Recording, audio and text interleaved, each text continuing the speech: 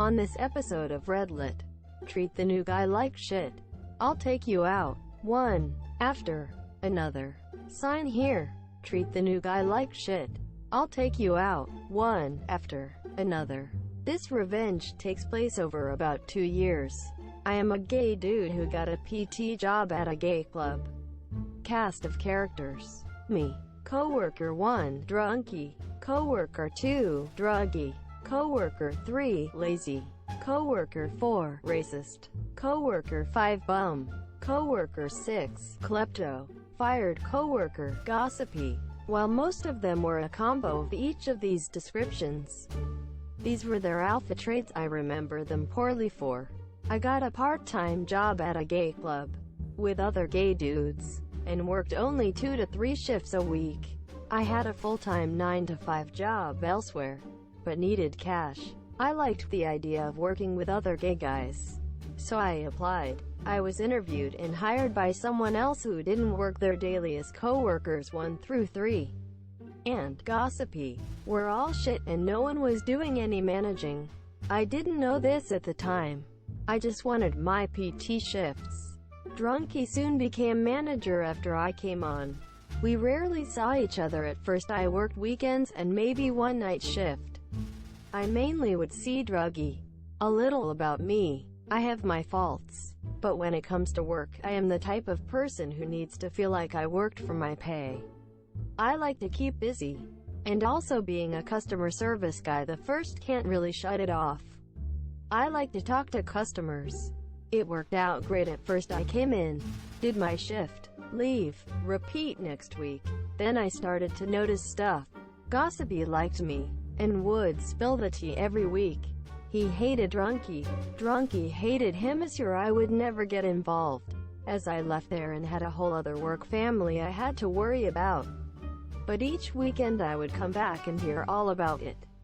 This is where their names come into play. Drunky would drink on the job.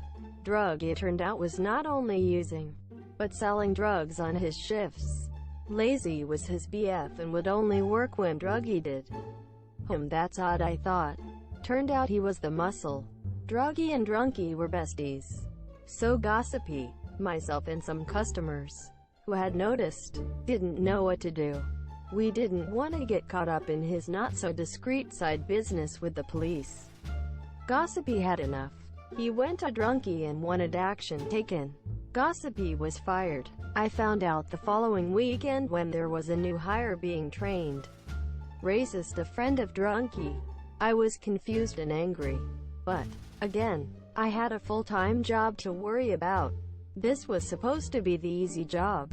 Over the coming months there was lots of friction. I would get calls at my full-time job by drunky or druggy accusing me of some dumb shit or other. Or sometimes just asking stupid questions they could have worked out themselves. Pre-texting days. They had also found out I got paid as much as drunky even though he had a year on me. This was because I had years of service and guerrilla marketing under my belt. I started events to run on my shifts without asking drunky, and was now making more for the club on my 2 shifts than all the others combined. The owner noticed. That didn't go over well with the others. Knowing what I know now, it is clear I could have done nothing and still done better. They were all ripping the place off blind. I had now become the new target for theme this year. They treated me like shit. All the hard work I had done the weekend before would be destroyed by the next shift. I was almost framed for the theft of a big piece of furniture. I came in for a shift and drunky ran out of there. I noticed the missing thing and tried to call him. Monsieur, no answer. Called the others. No answer. I had now been on my shift for 10 minutes when I decided to call our boss, who hired me. I explained that I had just got here and this item is missing. I left a note for drunky about it. I get a call the next day and he says it went missing during my shift. I explained how I have the call logs on my phone where I tried calling him 2 minutes after he left. And by the way, the boss knows too. He's pissed. It's now his fault and he knows it. I'm still not sure if he stole it himself. or was too embarrassed a customer stole it. They spread rumors about me, picked on me, bullied me, had friends of theirs harass me on my shift. I hate racism. So me and racist obviously did not hit it off. He would open his mouth and I would have to walk away before punching him. This year he also hires Bum in an attempt to get my hours covered before firing me. But Bum ended up being so dumb and incompetent that everyone hated him this year. Lazy had a history of theft. He was fired from another club in town for skimming the till.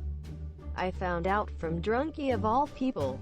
It was the reason he didn't have keys.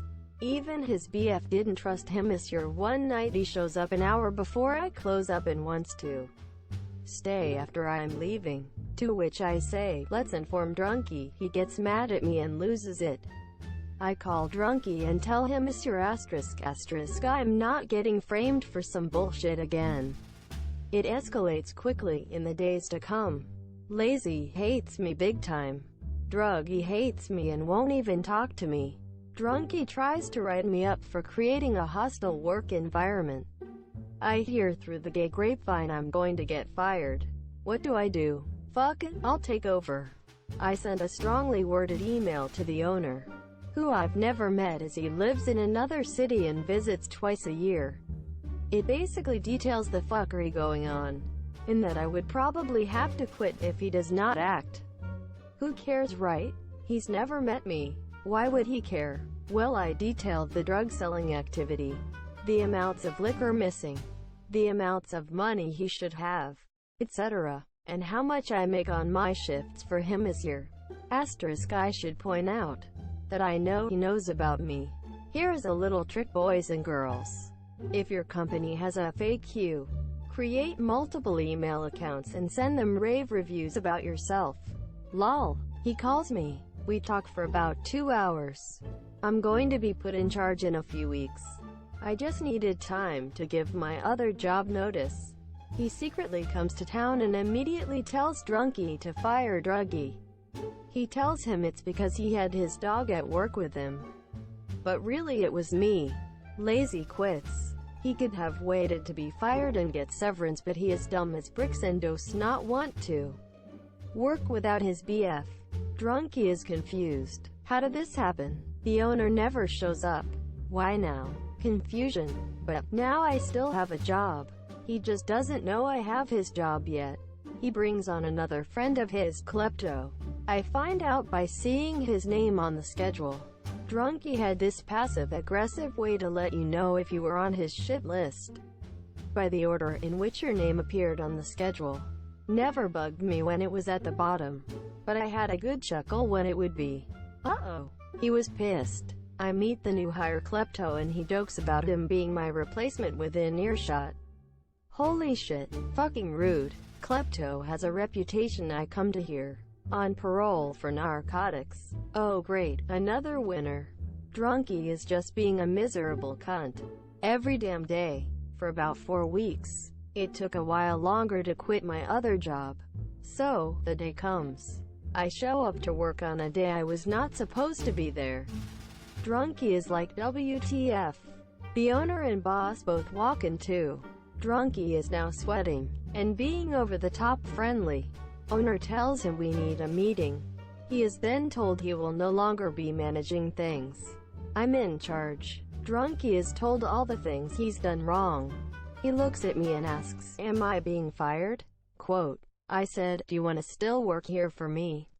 Quote. He says yes. I said, good, because racist, Bum and Klepto are fired. Asterisk, there was another employee there, but he was okay. I hired on new staff, and then eventually fired Drunky too. I waited until just a week shy of him getting 2 weeks severance instead of 1.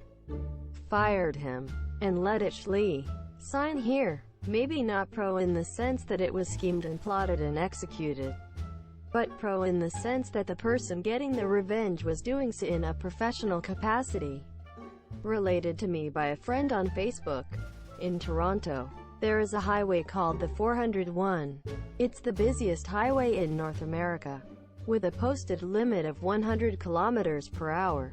Unless the highway is overloaded, Nobody travels the speed limit, and everyone is up around 120 kilometers per hour.